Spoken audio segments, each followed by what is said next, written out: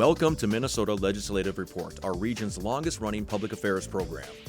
Lawmakers from northeastern Minnesota are joining us today for a recap of the week's activities at the state capitol. This is your opportunity to call or email your legislative questions and have them answered live on the air. Minnesota Legislative Report starts now. Hello and welcome to Minnesota Legislative Report. I'm your host, Tony Sertich.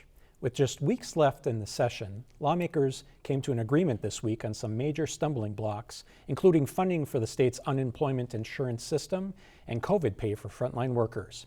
And while progress has been made on these issues, there are still a number of proposals that may be addressed before the legislature adjourns later this month. Today's show is an opportunity for viewers to ask questions to the lawmakers who represent you. Please call the number on your screen or email your questions to us at ask@wdse.org. We have a great lineup to answer those questions this evening. First, Representative Julie Sandstede is here. She's a DFLer from Hibbing, representing House District 6A. Welcome, Representative Sandstede. Thank you. Representative Nathan Nelson is a Republican from Hinckley, representing House District 11B. Welcome, Representative Nelson. And Representative Rob Ecklund is a DFLer from International Falls, representing House District 3A. Welcome, Representative Ecklund. Thank you, Tony. All right, thanks for being here, everybody. First question, Representative Ecklund, we're coming to you. At the beginning of every show this year, we're just getting to know our legislators a little better. Why did you run for office the very first time you ran? Well, Tony, my community's been so good to me, so I wanted to get back. So that's the main reason I got involved, and I've always been active politically anyway, and I felt that this was a good way to give back to my community. Sounds great. Representative Nelson. Probably a little bit like Representative Ecklund. It was something that I've been involved in the township and other areas, and I had been through Marl, Minnesota Agriculture and Rural Leadership, and also in Farm Bureau, and we'd do a day on the Hill and things like that. And I thought, someday I'm going to do this, and I haven't. It probably happened sooner than I thought it would, but it was just a way of giving back to the community and being a part of it, and being able to hear that voice and be able to be their voice in St. Paul. Great. Representative. So we had a longstanding tradition of great representation on the Iron Range, and when Carly Moline stepped down, it left a hole. And I wondered, who was going to be the next person who could bring that voice, who could represent the area with the same strength that we've had. And I thought, I have something to say, something to offer, and my community had been so great to me. So like Representative Ecklund, it was time to step up and offer to serve. That's great. All three of you have, and you're stepping up this evening to answer questions from viewers at home.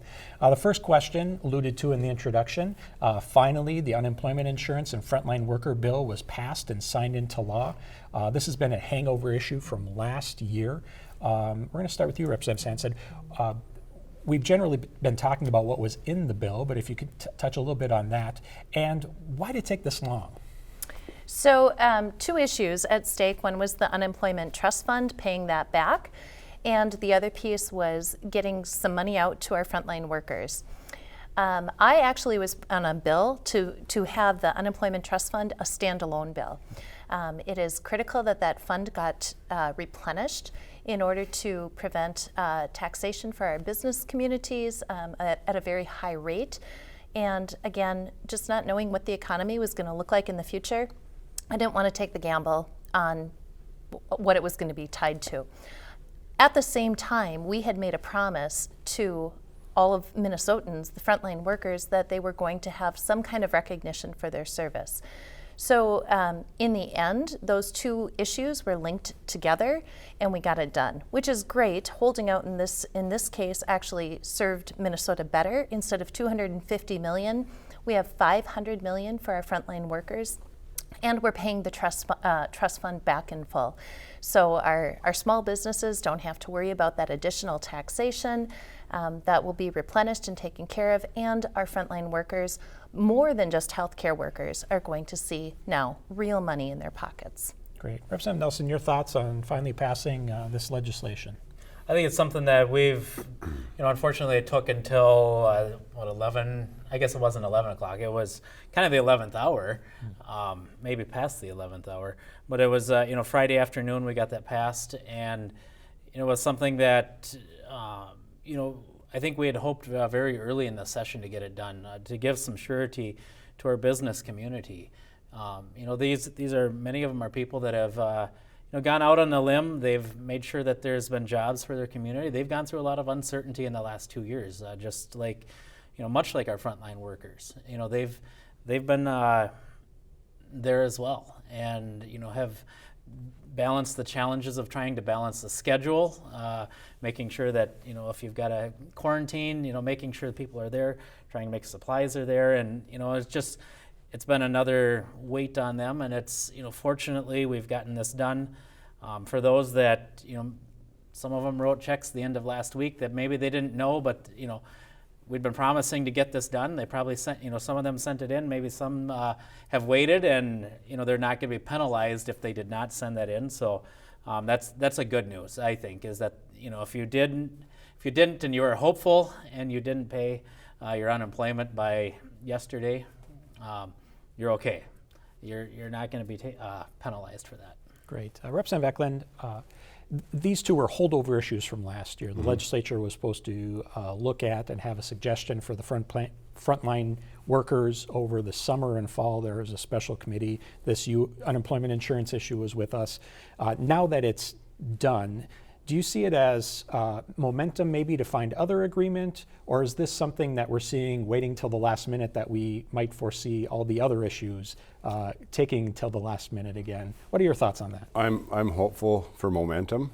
We'll see, but I think Representative Sandstede especially will know I don't interact with Representative Nelson as much, but I'm generally an optimist and trying to get these things done, and so I'm hopeful there's a momentum. But by the same token, we did make a promise to the frontline workers, so I'm personally glad that we held out to get it done for both of them, because our businesses and the UI Trust Fund need to be taken care of, but we've done a lot in the past to forgive PPP loans and that sort of thing for our businesses too. And these frontline workers, I think of the grocery store clerks that were there from day one when we were all buying our groceries, not going what was happening before the sneeze guards and everything else were put up, and they're the real heroes that got us through this thing, and they need to be taken care of. Great. Anybody else on the issue of momentum, or are we going to see this gridlock right until the end? Well, I would hope that we have some momentum here, because I think this has been, I think both sides have really felt that this is a pressure that it needs to get done, and there's been a few key pieces that haven't been negotiated out. And I think maybe now, maybe I'm hopeful, maybe I'm too new and naive, but I'm hoping that maybe now that this is behind us, that it's not a wedge point between the two sides, that we can move forward. I know one of the areas that I want to see some relief done is on drought relief. We've been the last couple of weeks we've had a lot of rain, and so and cool, and so as a farmer myself, we're not in the fields yet. Our cattle are that much further from being on the pasture, but yet, we've seen more hay sales in the last 30 days of people I've talked to, because spring is being pushed that much further out. And so while we're out of the drought, the lingering effects from it are still there. And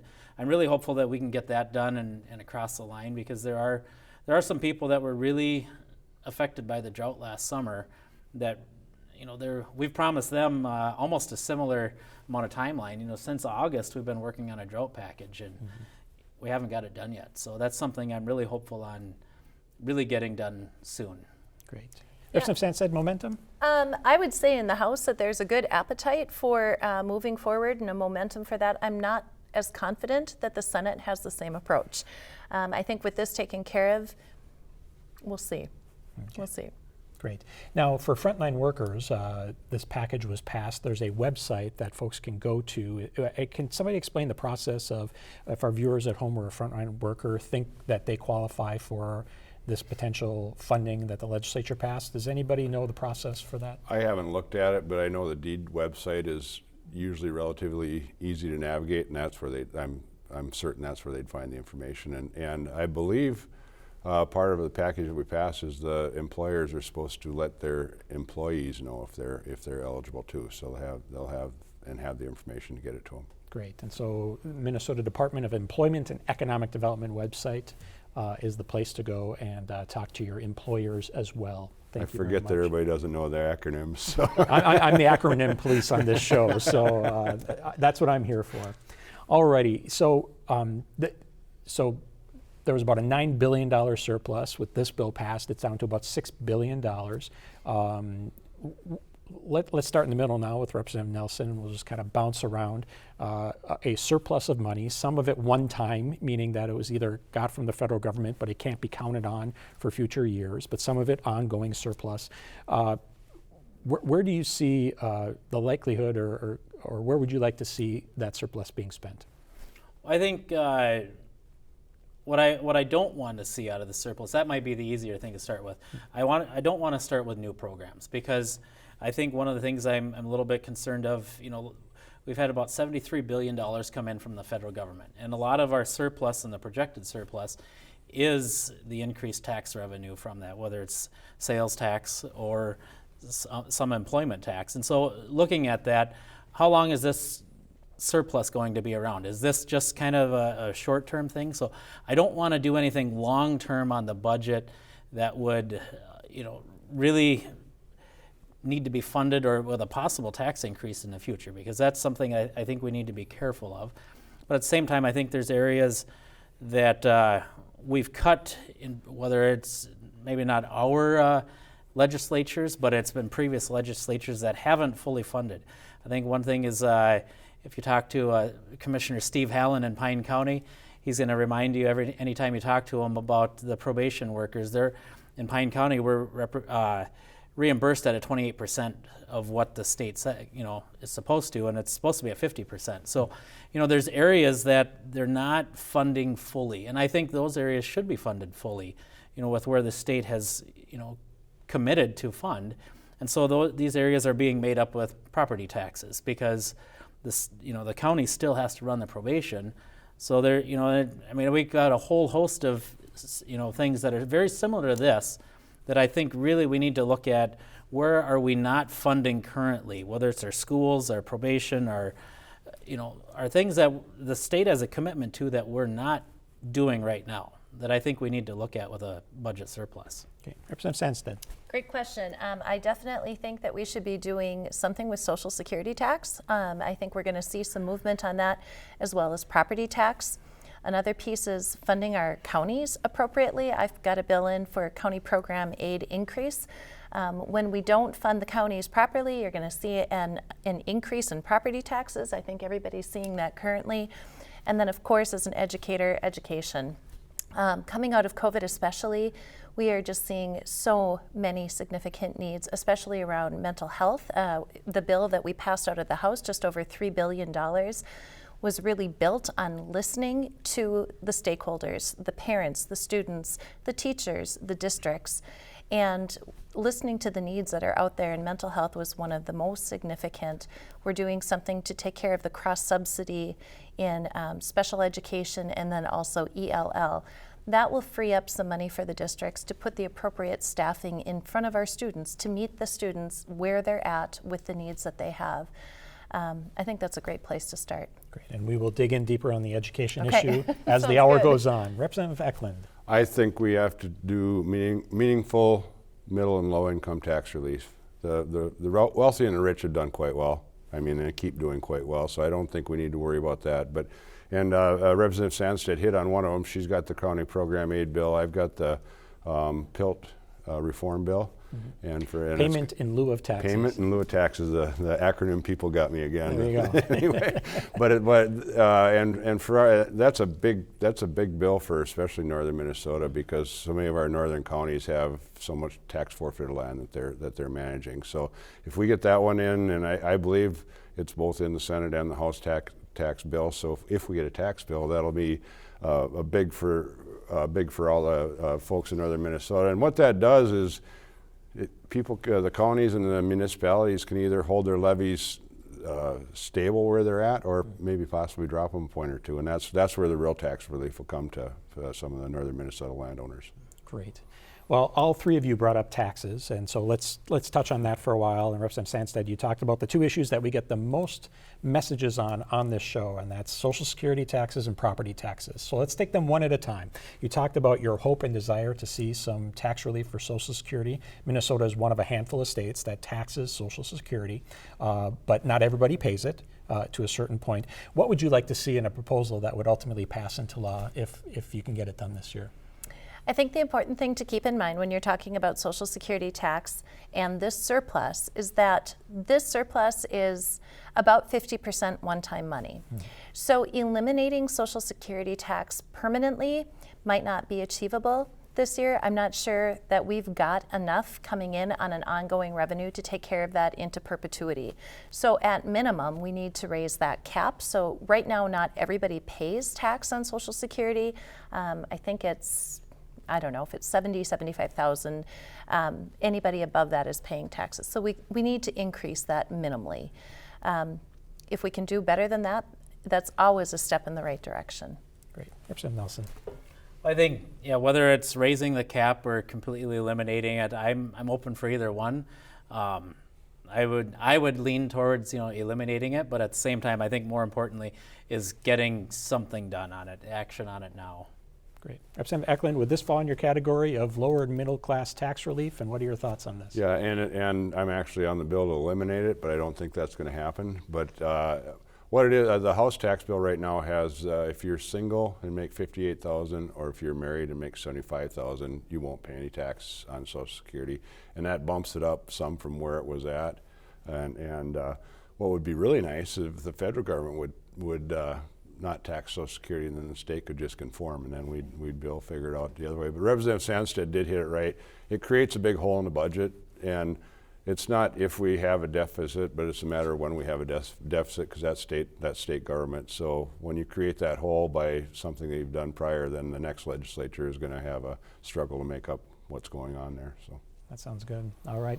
Well, then the other issue we're going to tackle coming back the other way is property taxes. And so we get a lot of questions, especially from folks who are retired on a fixed income, seeing the valuations increase, which doesn't necessarily mean that property taxes increase, but there is that potential.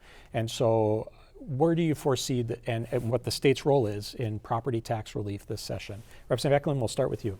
Well, I've heard that there's been a proposal in the Senate to put levy controls or levy limits on, and as a former county commissioner, I don't like that idea. But other than that, I'm not versed well enough in the property tax system to be able to come up with the answer. But it's a challenge, and if you talk to the real estate realtors in the area, they've done quite well, and that's a big part of the reason is you can't buy a piece of lakeshore property anymore in my district. And when they do come for sale, they sell fast and they sell at a high value. And that's right now. I think that's the biggest problem in driving up the valuations. But I don't know what to do about it. So. Great, Representative Nelson. And I guess like Representative Ecklund, I don't have enough expertise in the area to know the finite details of how it should be handled. But at the same time, real estate, the sales have been high. I heard a report last evening. I was visiting with someone that they said, there was bidding wars on lake cabins. I mean, what would be considered a cabin that, would sell for $120,000 over asking price. And, that would have been a list price maybe 5 years ago. And so it's, doubled the price of it. Well, now when somebody's whose home is next to it, maybe they've lived there most of their lives, they're retired, I can understand they're upset because their values have increased dramatically. Now that doesn't correlate necessarily to an equal increase in taxes. However, they're worried because many of them, their incomes are fixed. We just talked about Social Security. Well, they can't. Some of them are looking at, are we going to have to get a part-time job to be able to afford our home? And that's concerning. So I do think that somehow we've got to be able to cap maybe even freeze a property tax so that maybe you get to a certain age, and maybe it has to be frozen. I don't know the details of it. I don't know if there's any bills that would do anything like that right now. But I think there should be something done, especially, make sure our seniors can stay in their homes, that, they're not priced out of a home, because quite often they're in their home until they have to make that next move, which is maybe assisted living or something like that. And let's not force them into a position they're not ready for yet.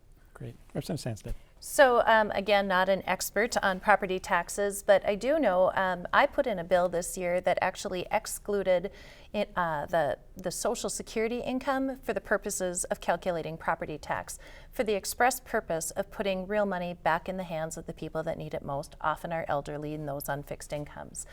That's one way that we can do this. I think the other thing to remind people about is that the state doesn't set the property taxes. That's really a county issue. We interface with them a little bit, but it's market driven also. I know it's a little bit of a complex situation. Our market is probably not going to stay where it is right now. So we have to make those changes accordingly and hopefully not let them get too out of control. The bill that I have at least would help our seniors and those on fixed incomes. That's one way. The other thing, again, is county program aid. I mentioned it earlier. If you're able to fund your county programs appropriately, then they don't have to revert to a levy of some sort to help fund their programs, ultimately property taxes. Great. And the legislature historically has had county program aid and local government aid, which goes to cities and townships. Correct. Wonderful. Alrighty, well, keep those questions coming in either by phone or by email. We've got a bunch of them, and we'll do another one right now, and we'll start with you, Representative Sandstede. Can you tell us where Paid Family Leave Act is at and whether you support it or oppose it? I can't tell you specifically where it's at. I don't think it's moving right now. I have supported it, yes. Great. All right, Representative Nelson. Likewise, I can't tell you where it's at, and I don't fully support it. It's important to support families. I think that we all do here is support families, but how to make that work. If you have a stay-at-home mom already, how do you figure that in? I don't know the specifics of the bill. Maybe there's already something there for that, but it becomes a challenge. And at the same time, the world has changed a lot in the last 50 years where, staying at home isn't maybe always an option, or maybe there isn't a two-parent home. So it does become a challenge. And, how do you make it work, and because we need a workforce that is able to work. And so balancing everything out, you can come into this position having one thought and idea, and, you start listening and challenging yourself of how do we make this work, and it can really change your thought process on how do we have to meet the challenges of today. Yeah. Representative Ecklund, you sit on the Ways and Means Committee, which sees most of the bills that come through the legislature. Can you talk a bit about, and maybe you have an opportunity to explain a bit about what the bill is, if you know, and then whether you support it? I support it 100%. Actually, it went through my committee last year and was part of the labor bill. This year, it's part of the workforce bill, which is Representative Noor. And it will be hearing it on Wednesday, and when we have the combined bill. And the reason I support it is, well, number one, the United States is one of the only industrialized countries in the world that doesn't have some form of paid family medical leave. And we're seeing what's going on in the economy right now with lack of workers. We're at, I think Minnesota's unemployment rate's at about 2.8% or something like that. Nationally, we're at 3.2. And if young families can't afford to be able to take time off to take care of an emergency, we're going to see young families members not being able to take part in the workforce. So I think it's something that we definitely need to have in the state of Minnesota. And what is the act? What actually would the legislation do? I think, if I remember, I heard it so many times last year, I should know it by heart. But anyway, I think it. If I remember right, it provides up to 12 weeks of paid family medical leave. But I'd have to look back at the bill to make sure. And that's earned. That's accrued. I mean, you have to work in order to earn that. So not just hand it out. And that's why I set up too. So it'd be based on time, work in the industry and stuff like that. Wonderful. Good. All right, more questions coming in from viewers. Somebody wants to know, are the COVID restrictions that the state's put in place over permanently right now? Are there any outstanding that any of you know about, or is it pretty much all done? I don't believe the state itself has any COVID restrictions. I think when we signed off last year on the governor's emergency orders, that they went away. The governor still has some money left in the ARPA to manage if we have outbreaks or where, but I think the only restrictions that are left now are recommendations from the states and what the municipalities decide to do, if I'm not mistaken. Okay, does that sound about right? I think that's right, but I think that it really needs to be a local decision. If there's hot spots around the state or around the nation, I think that needs to be, locally that taken care of. And so, looking at the restrictions, I think even the mask mandate on airplanes, there's a court that struck it down, and so, currently that's not there. But I think, I read a report today that about 20% of people are still wearing it in the airports and airplanes, and and that's a choice, and that's where I think it should be. Is whether it's for yourself or whether I think it should be. You should have the freedom to do that, and I think also, I don't think people should be making fun of one another because they choose one way or the other. So I think everything we've heard so far is accurate. There's nothing statewide that I'm aware of. Maybe important to note, as part of the final negotiations for the UI and the frontline workers, $190 million was set aside for COVID issues, COVID-related issues, should we see kind of an uptick again in our numbers. And this would all go towards like testing, locations, different things like that if we need it, but nothing happening right now statewide. Great, and that was giving the governor the authority, if Correct. needed, That's right. to expend those dollars for those reasons. That's right. Wonderful, good.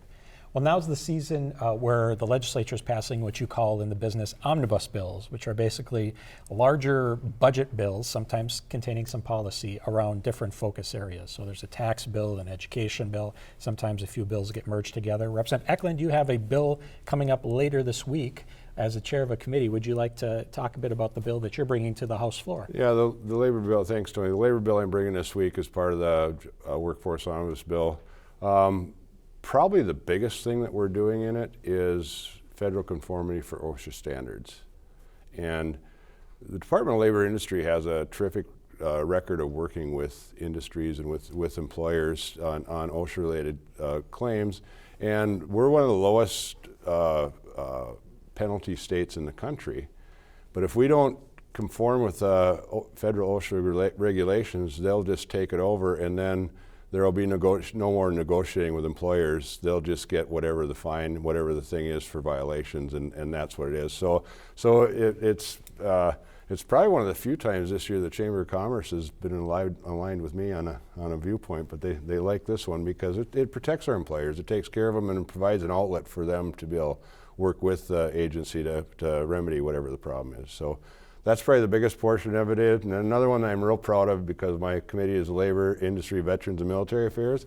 We're creating a veterans liaison at the Department of Labor and Industry to coordinate some of the apprenticeship programs and other things that are available. So we have a conduit with Minnesota Department of Veterans Affairs to get some of our people when they come out of the military to be able to get right into the trades if that's something they're looking to do. Great. We're going to come over to you, Representative Sandstede. You brought up education before, so I'd like to spend a little bit of time talking about that. And you serve on the committee and are a school teacher to boot. There's certainly large differences between the House bill that is being proposed and the Senate bill being proposed. Where do you see there being the ability to compromise? I know you talked a bit about what was in the House proposal, but why do you see the benefit of it? And if you could maybe forecast where you hope to see education funding coming out at the end of this session. There is a significant difference between the House bill and the Senate bill right now. We pushed out over a $3 billion bill in the House, and I think the Senate was around $30 million. So significant differences. Again, from the House position, we listened to stakeholders when we built our bill. We heard significant needs, both academic, mental health, funding, and at the end of the day, we have a lot of work to do. I think when the bill comes back, it's going to look significantly different than when we sent it out. My hope is that we are able to keep the pieces for the cross-subsidy in special education and ELL, as those impact school districts tremendously, their funding. And ELL, if you could.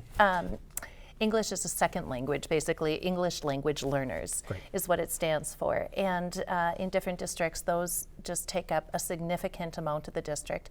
And unfortunately, when it comes to the special ed cross-subsidy, the state is left really holding the bag on that because the federal government has not lived up to their 40%. So at the end of the day, we have to take care of that. Probably nearest and dearest to my heart is the mental health issues that we're seeing in our students and our staff. It's both. We have just tremendous needs coming from really the kindergarten level all the way up to our seniors like never before. So we need to be putting the school psychologists, the school nurses, the mental health workers, the counselors in front of those students and making them available to our students in real time without having to jump through hoops. I want to really see that get taken care of. Districts also have some significant needs. Coming out of COVID, there was kind of a mass exodus of students going to either online school, homeschooling, whatever venue they chose, but that decreased school funding. That decreased the per pupil funding in our schools. And one of the things that I was trying to address in the omnibus bill is transportation sparsity. So this is going to be very critical, especially for like rural Minnesota school districts, that the population may have decreased, the student population may have decreased, and the funding for that is per pupil.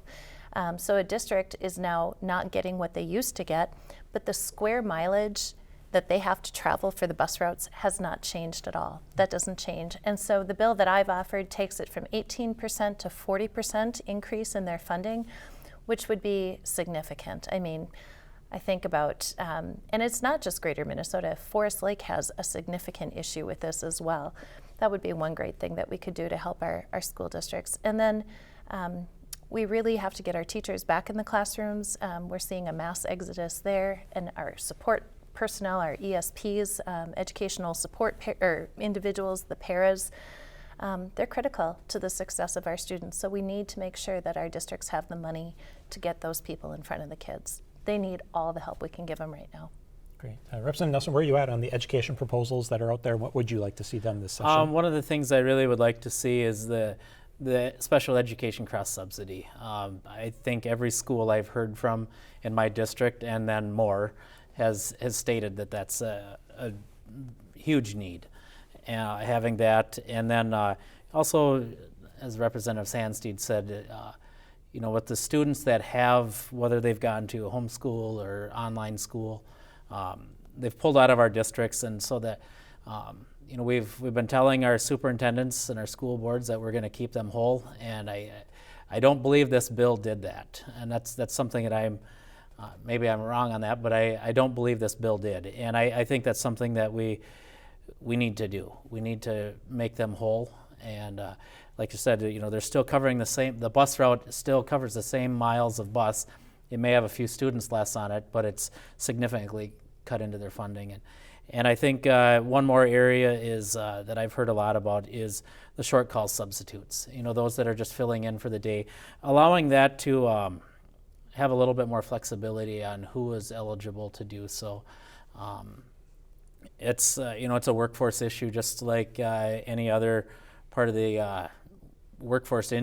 Every industry is struggling with people, and having opening up the door a little bit to who can be qualified to be a short call substitute, I think is something that we need to address and change those statutes. Great. Representative Ecklund. My number one thing in the education bill, well, first off, my wife is a teacher too, so she says, do all things Julie tells you to for education. So anyway, they're pretty good friends. But anyway, so I think when you have, as a state, you rank somewhere around 47th in the country for your mental health issues in your school systems, that's wrong. And a while back I had a Zoom call with some of the mental health providers in the schools, and when they have 400 and 500 clients apiece, we got a problem, because just the paperwork alone's got to be ridiculous, let alone where they're actually getting these students, and they also take care of the staff as well. I mean, the staff knows who they can go to talk to, because these people have had the training anyway. I don't even know if that counts as clients, but that probably just counts as peer support. But That's probably our biggest issue, and then the crossover is huge. I've been hearing about that for 2 years, so it's got. I think Representative Nelson's right. I don't know if we did quite enough in it, but it's a start anyway. So Great. And Representative Sandstede, as the teacher on the panel, will give you the last word on education. Well, like I said, I think in this situation, the more we can do, the better. We're really coming out of a very difficult time, and public education has been challenging as the years have been going on. And then to be faced with COVID and all the issues, both financial and emotional and mental health, all those issues coming out of it, we are in a position right now with the surplus that we have, even if it's one-time money, to actually do something about the issues we're hearing about. And the one thing I'm very, very proud about is I really, truly believe the House addressed the issues that we heard from the stakeholder groups. The $30 million bill coming out of the Senate really focused only on academics, only on certain letters programming. It's a reading program, literacy kind of thing. And those are important pieces, but it's just really a drop in an ocean of need right now. Great. Well, keep those calls and emails coming in. We're going to do a couple of more here right away. Representative Nelson, we're going to start with you. The caller wants to know 2 questions, if you can each answer this. Would you support cutting government by 1/3, and do you support term limits? You know, I'll go with the first one, or the second one first. Term limits, kind of. Before I was elected, you know, and you got to be careful because now, before you were elected, you supported them. Well, it's also once I've gotten in there and you start to learn the intricacies of it, you start to realize that, you know, as legislators, yeah, there's bills that we introduce, there's votes we take, there's, you know, relationships that we build, but when you start seeing how St. Paul or DC really works, we're just kind of the conduit that makes, you know, votes yes or no or does the bill. You know, there's a lot of people there that are really the movers and shakers, and they're unelected, and they're not really even hired by the government. You know, it's your special interest groups, your lobbyists, your things like that. And so,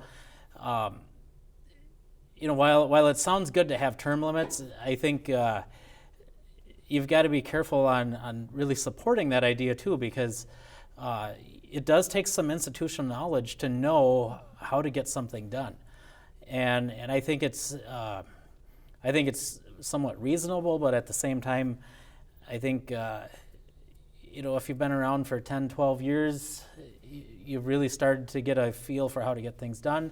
And I think there's also a little bit of you should have a little bit of a personal term limit of knowing that when to step back and to say that this is enough.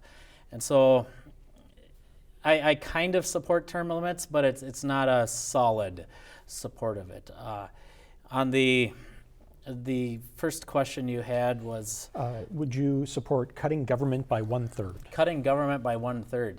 Where do you want to cut? You know, I mean, I think all of us have this idea of, well, we want to cut there, but all of a sudden you're standing in line at the license bureau for 2 hours instead of the 45 minutes you normally do.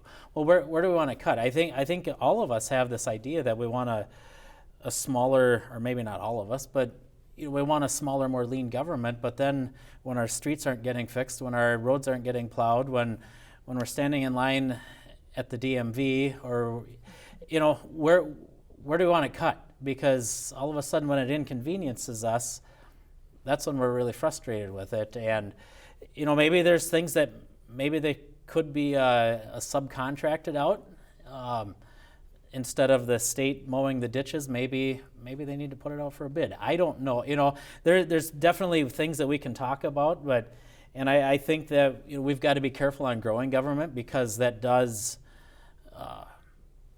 I think it is something we seriously need to watch. But at the same time, who are we going to cut first? Because I can guarantee you, the minute we cut it, we're going to get calls from our neighbors saying, why is my job being cut?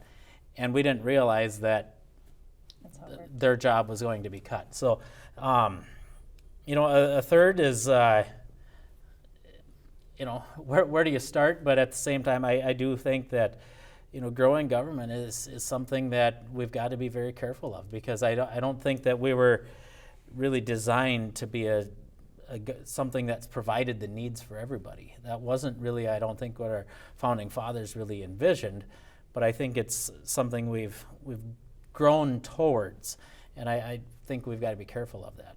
Great. Representative Sandstede, 1/3 cut to government and term limits. So the third cut, again, is kind of a nebulous number. Again, where do you start?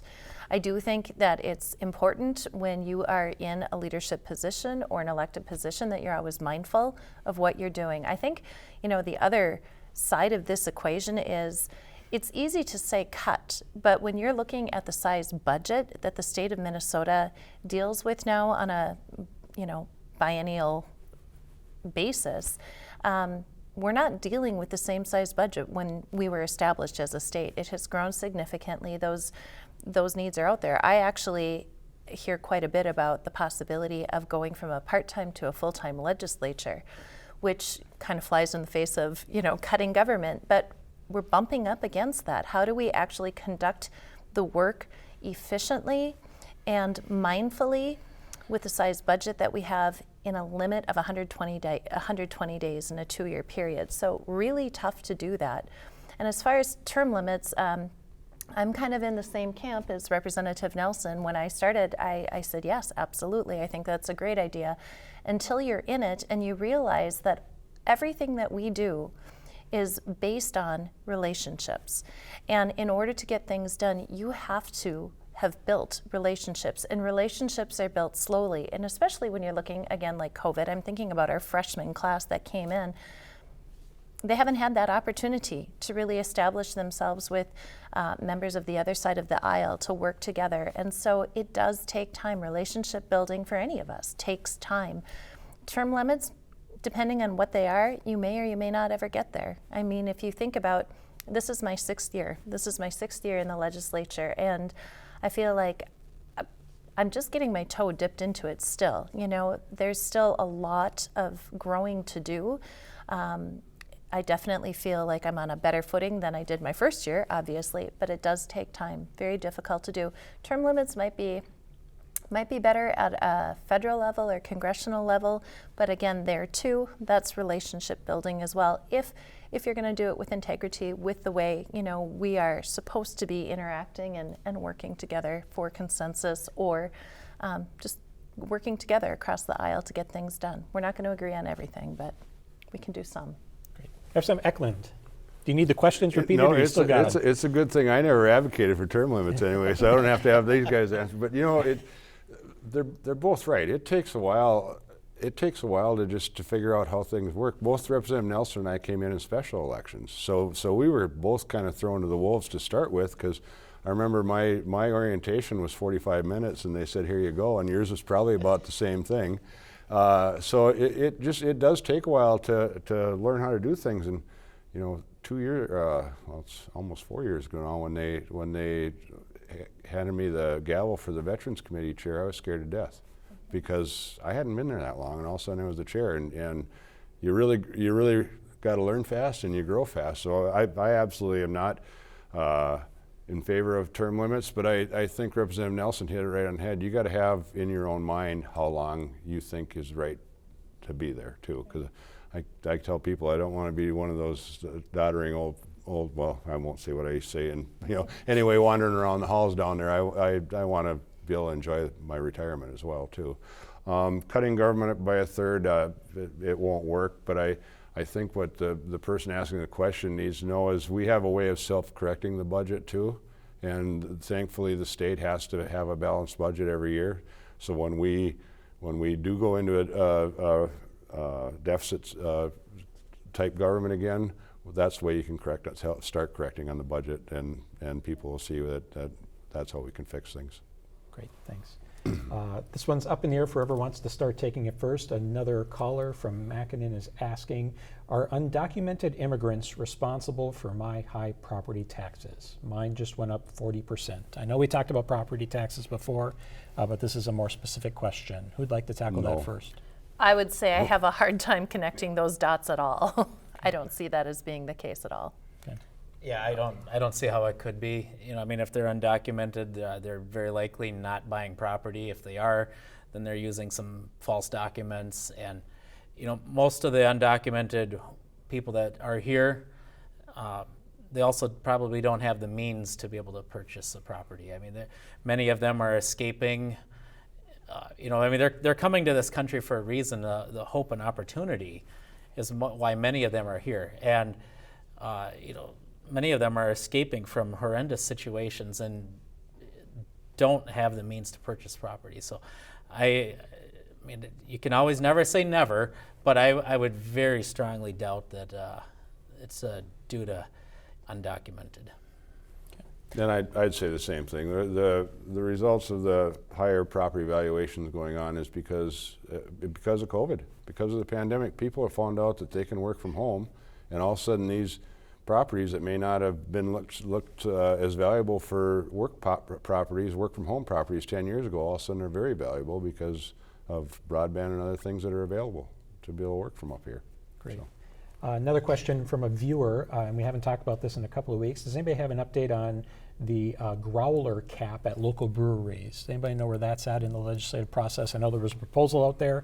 Are we just still kind of sitting out there with no solution on that? I believe there's a solution. Being on Ways and Means, you hear these bills where these two don't get a chance to hear them yet. They probably haven't even seen the briefs yet, but Wednesday it'll be in the workforce bill, and I believe we have it passed out of Ways and Means, so we have an agreement. So, and then part of the agreement is then the liquor laws will not change for 5 years. That's part of the agreement, so that we can, and that might be something that could be challenged, but that's the agreement they have between all parties, and then we'll see if we got it set right. Okay. Another viewer is talking about the budget surplus as it relates to healthcare and really addressing the shortage of medical care workers that the pandemic has exacerbated. And so wondering if we can make more spaces available to train nurses at community colleges, scholarships, better subsidization for folks that are going into this, especially in greater Minnesota. Do any of you know if there are any proposals out there, your thoughts and feelings about making sure that we take after and look after our workforce as it relates to medical professionals? I'm guessing nurses, PCAs, personal care attendants, and the like. See, I have to arrest myself on acronyms sometimes too, Representative Ecklund. There is something in the HHS bill for personal care attendant and CNA increases in wages. But that's the HHS bill, and that's coming up, and HHS scares me. So we're going to hear it on Tuesday, and we'll see some of that stuff in there. Other than that, I don't know too much more about it. And that's the Health and Human Services bill. Any other thoughts on this? I know that's something that needs to be addressed, and I know for what I'm hearing locally is there were people that exited early. They. COVID changed the minds, the thought process on people too. Maybe they went to, instead of, having a contract with the hospital they had been with, some of them took early retirement, and now they're doing some freelance work. They will take a 3-month job in Brainerd or something because, they got a contract to do so, and they've, you kind of choose when they work. And, that's fine if you want to do that. However, there's the rest of the neighborhood that still needs medical care. And, just like every other industry, we're looking for workers. We need skilled workers, and, nursing is no different. And I think, going back to the training of it, that's something that's important too. And we've seen, there was a report in the Star Tribune, I think it was this last week, how students aren't going to college, or there's less of them going to college. And so I think that's something that, we need to be concerned about, that, our college levels aren't there, but yet at Pine Tech and Community College in Pine City, I've got a bonding proposal there because their class size have been growing. It's been bucking the trend, and they've got a nursing program, and it's generally full, and so they're really capped out at their capacity. So there are areas that our students are going to. There are opportunities that we do need to expand. And making sure that the training is there for those that do want to enter that field. And part of it's just making sure our schools have the capability. And maybe it isn't the University of Minnesota, maybe it's a community college now. And so I think there's got to be some looking at where are we going, where do we need to have the funds go to have that proper training. Support for current and future healthcare workers. So that's a great question, and I think it can be addressed both at a higher ed level and a K-12 level. In the higher education bill, we are always trying to make pathways available, not necessarily to the healthcare industry, but what we do need to do and what we are also doing is fully funding our 2-year programs and trying to do more with our state college systems, 4-year colleges. A lot of the programming is determined at the college level, not at a legislative or state level. And so when there is an appetite to bring a programming in, it's our job as legislators to make sure that funding is there for them. And that's what we're trying to do in our higher education bill.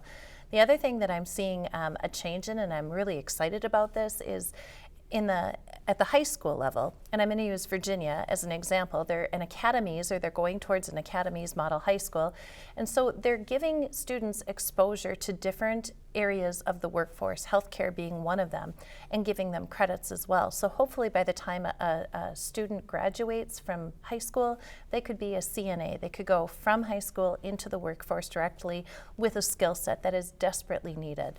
And those are I think all of those options should be on the table. And I'm pretty excited to see what comes next. Great. Well, we've got a ton of questions, and we're not going to get to them all, but here's the next one. So the governor gave his State of the State address a week ago today, and he traveled the state. He's trying to sell his Walls checks, or rebating some money, giving checks back to citizens for some of the surplus. Didn't get included in either House or Senate proposal yet, but being around politics, I know that governors tend to get some of what they want at the end of the day, as the legislature still has to negotiate with the governor. What are your feelings on giving back rebate checks as a portion of dealing with the surplus? Representative Sandstede, we'll start with you. I really am not a fan of it. I understand, but I lived through the years of Jesse Ventura, where we saw some of this, and I can't even remember what it was used for. I think I bought diapers, honestly, for my kids. I don't know. It isn't going to make a long-term impact, a significant change. I do believe in doing something to give back. I think a better way of doing that would be, I have a polar vortex bill, for instance, which will give credits or a refund for those that were impacted by the polar vortex and maybe were part of a municipal utility.